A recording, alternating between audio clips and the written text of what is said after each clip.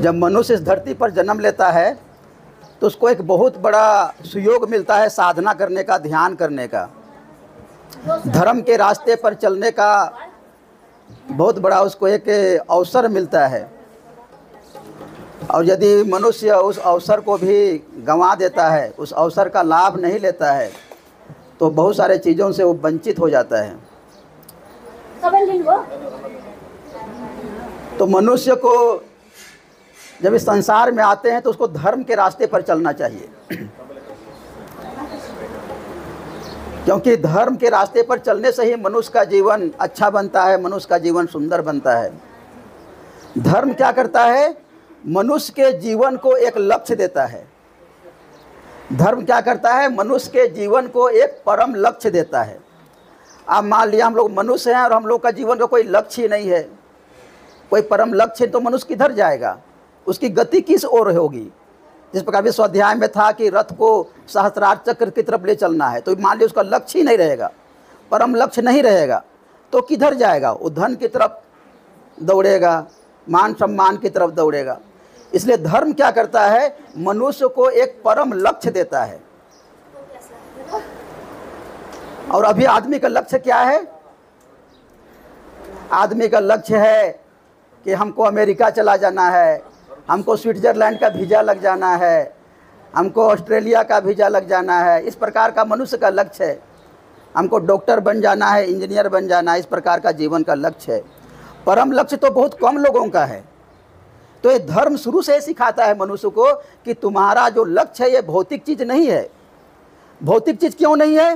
क्योंकि गौतम बुद्ध तो इतने सारे ऐश्वर्य को छोड़ करके चले गए थे। यदि भौतिक चीज़ों से उनको सुख मिला होता तो नहीं जाते। सुभाष चंद्र बोस उस समय आईएएस का डिग्री को, जो ब्रिटेन में जाकर उन्होंने आईएएस का डिग्री प्राप्त किया था और उसको उन्होंने फाड़ दिया था। आईएएस का डिग्री उस समय में सबसे पहला भारतीय थे जिन्होंने आईएएस का डिग्री हासिल किया था, और सबके सामने उन्होंने फाड़ करके भारत की आज़ादी के लिए लग गया था। बाद में उसको भी छोड़ करके श्री श्री आनंद मूर्ति जी द्वारा बताई साधना को पूरा करने में लग गया था, अपनी आध्यात्मिक यात्रा को पूरा करने में लग गया था। तो इन सब चीज़ों से हमको सुख नहीं मिल सकता है, सब चीज़ों से हमको आनंद नहीं मिल सकता है। इसलिए धर्म क्या सिखाता है? हमको एक परम लक्ष्य देता है धर्म। और जब तक मनुष्य को एक परम लक्ष्य नहीं मिलता है, उस मनुष्य का जीवन का कोई महत्व नहीं है। धर्म केवल वो परम लक्ष्य नहीं देता है, धर्म उस लक्ष्य पर किस प्रकार तुम चलोगे, उसका रास्ता क्या होगा, वो भी धर्म बताता है। धर्म ये नहीं बोलता है कि तुम चार धाम की यात्रा कर लोगे, या अलग अलग तिथि पर अलग अलग कहीं पर जाकर स्नान कर लोगे, यज्ञ हवन कर्मकांड कर लोगे, तो इस प्रकार का रास्ता है। धर्म इस प्रकार का रास्ता नहीं बोलता है। धर्म आपको उस रास्ते पर चलने के लिए सही रास्ता बताता है। वो जो परम लक्ष्य है, इसकी प्राप्ति तुम किस प्रकार करोगे। और उसके लिए भी स्वाध्याय में आ रहा था योग और तंत्र। हम लोगों की साधना क्या है? योग और तंत्र पर बेस्ड है। तो योग और तंत्र जो हमारी कुंडलिनी है, जो हमारा इंगला पिंगला सुषुम्ना नाड़ी है, उस सुषुम्ना नाड़ी के माध्यम से हम अपने कुल कुंडलिनी को सहस्त्रार चक्र की तरफ, परम शिव की तरफ ले चलते हैं। वो हम लोगों का रास्ता है। तो धर्म आपको एक सही रास्ता बताता है। धर्म को लक्ष्य नहीं देता है, धर्म आपको एक रास्ता बताता है। फिर धर्म क्या करता है? धर्म आपके अस्तित्व को सुंदर बनाता है। आपका अस्तित्व क्या है? हमारा अस्तित्व क्या है? शरीर जो दिखता है, मन हम लोगों का अस्तित्व है, और आत्मा हम लोगों का अस्तित्व है, तीनों अस्तित्व है। तो धर्म क्या करता है? हमारे तीनों अस्तित्व को ठीक रखता है, सुंदर रखता है, स्वस्थ रखता है। आपका धर्म के रास्ते पर चलने से क्या होगा? आपका शरीर स्वस्थ रहेगा, आपका शरीर सुंदर रहेगा। क्यों? क्योंकि धर्म इसके लिए रास्ता बताता है। आपका शरीर को ठीक रखने के लिए किस प्रकार का खाना खाओगे, किस प्रकार का व्यायाम करोगे, किस प्रकार का लाइफ स्टाइल पर चलोगे, किस प्रकार का जीवन शैली अपनाओगे, ये आपको धर्म बताता है। तो धर्म पर चलने से ही आपका शरीर स्वस्थ रहता है। आजकल जो अपने को धर्म बोलते हैं, जो मजहबी लोग हैं, वो लोग शरीर को ठीक रखने की भी रास्ता नहीं बताते हैं। उन लोगों का खान पान देखिए, कोई शराब पी रहा है, कोई गुटखा खा रहा है, कोई सिगरेट पी रहा है, कोई मांस मटन खा रहा है। तो उससे शरीर की शुद्धि किस प्रकार की होगी, शरीर किस प्रकार से तंदुरुस्त रहेगा। तो शरीर को स्वस्थ रखने के लिए भी उनके पास व्यवस्था नहीं है, और मन को ठीक रखने के लिए तो उनके पास और भी व्यवस्था नहीं है। तो धर्म क्या करता है, आपको मन को ठीक रखने के लिए भी, मन में भी कोई क्योंकि मन मनुष्य का संपत्ति है, मन से ही वो मनुष्य बना है, मननशील प्राणी है, इसलिए मनुष्य बना है। तो मन किस प्रकार से ठीक होगा, उसके लिए व्यवस्था है, यम नियम की व्यवस्था है। तो ये हम लोगों को धर्म सिखाता है, क्योंकि मन में एक बार यदि तामसिक चीज़ों का प्रभाव पड़ गया, आपकी मन संकीर्ण हो गया, तो मन आपको दुखमय कर देगा, आपका पूरा जीवन को कष्टकर कर देगा, आपका जीना मुश्किल हो जाएगा। तो धर्म क्या करता है, आपको, आपका मन को भी ठीक करता है। और धर्म क्या करता है, आपके आत्मा को, आत्मा की तरफ बढ़ने के लिए, परम लक्ष्य की तरफ बढ़ने के लिए योग, साधना, तंत्र का रास्ता आपको देता है धर्म। धर्म आपकी इस प्रकार का उलूल जुलूल की बाहरी चीज़ों पर, यज्ञ हवन कर्मकांड पर आपको उलझाता नहीं है धर्म। तो धर्म क्या करता है, आपके तीनों अस्तित्व को, शारीरिक अस्तित्व, मानसिक अस्तित्व और आत्मिक अस्तित्व, तीनों को धर्म ठीक रखता है। और धर्म क्या करता है, धर्म आपको इस संसार में किस प्रकार से जीवन यापन करेंगे। हमारे सामने जो संसार है उसमें बहुत सारे लोग हैं, बहुत सारे जीव जंतु है, बहुत सारे पेड़ पौधे हैं, सजीव है, निर्जीव है, फ्लोरा है, फौना है। इसके साथ तुम्हारा व्यवहार किस प्रकार से होगा, ये भी धर्म सिखाता है, ये भी धर्म सिखाता है। इसलिए धर्म क्या है, धर्म क्या है, एक संपूर्ण जीवन शैली है। अगर इस प्रकार से नहीं होने से क्या होता है, मनुष्य अपने स्वार्थ के लिए ही सब कुछ को फायदे में के लिए लेता है और सबका जीवन को संकट में डाल देता है। बस अपना ही उसको लाभ होना चाहिए, दूसरे के जीवन भले जहन्नुम में जाए। तो इसलिए धर्म आपको इस संसार से किस प्रकार व्यवहार करेंगे वो बताता है। तो इसलिए धर्म नव्य मानवतावाद का रास्ता देता है और बताता है दूसरों के साथ तुम्हारा कल्याण मूलक व्यवहार होना चाहिए, सेवा का व्यवहार होना चाहिए, शोषण का व्यवहार नहीं होना चाहिए, कल्याण का व्यवहार होना चाहिए। इसलिए धर्म के रास्ते पर चलना ही मनुष्य का स्वभाव है।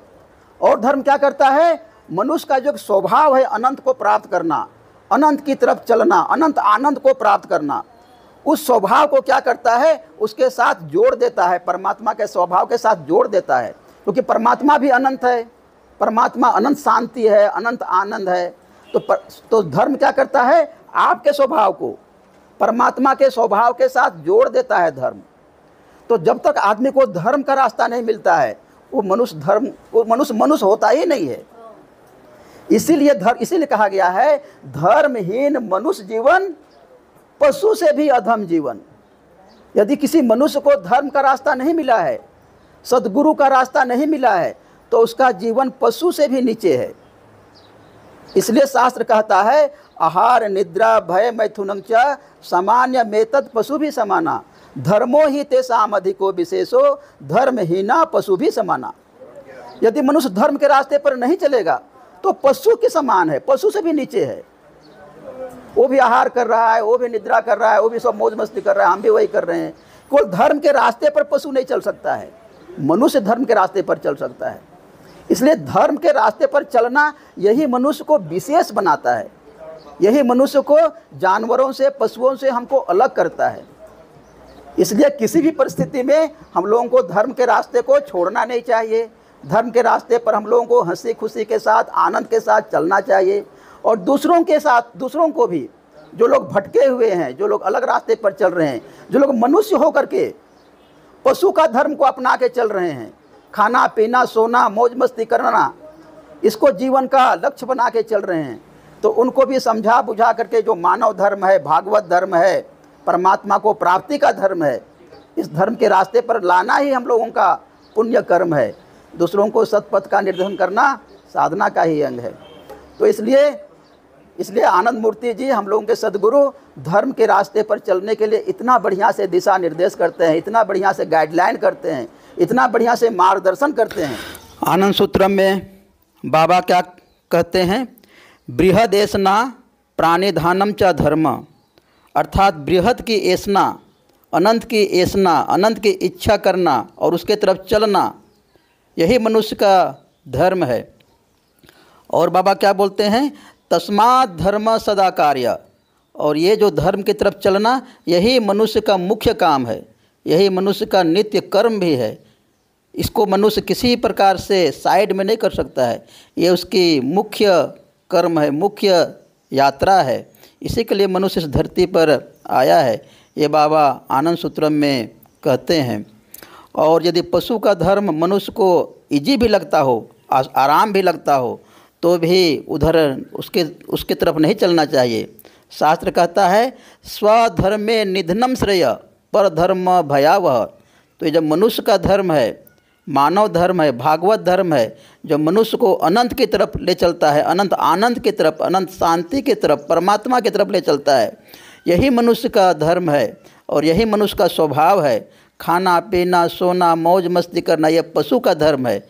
और यदि मनुष्य पशु का धर्म को अपना के चलता है तो उसका जीवन भयावह हो जाएगा। तो इतना सुंदर श्री श्री आनंद मूर्ति जी ने धर्म का रास्ता बताया है हम लोगों को।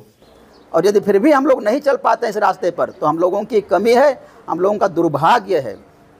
तो इसलिए परमात्मा के रास्ते पर, धर्म के रास्ते पर हम लोगों को आनंद के साथ, उत्साह के साथ, उल्लास के साथ सबको चलना है। और स्वाध्याय में यही कहना है कि हम लोगों का जो रथ है उस रथ को कुलकुंडली से सहस्त्रार चक्र की तरफ, परम शिव की तरफ, सुषुम्ना के माध्यम से, ब्रह्मांड के माध्यम से, उसके माध्यम से अपने कुलकुंडली को परम शिव तक ले चलना, यही हम लोगों का धर्म का रास्ता है।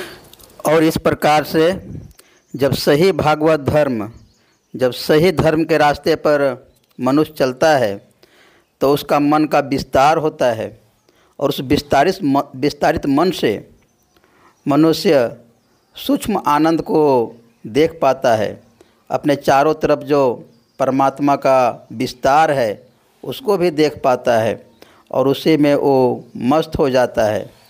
चिड़ियों का कलरव, फूलों की कोमलता, हवा का शीतल स्पर्श, इस आकाश की विशालता, सब में वो परमात्मा का अनुभव करता है और सब जगह परमात्मा की उपस्थिति का वो स्वाद रस करता है।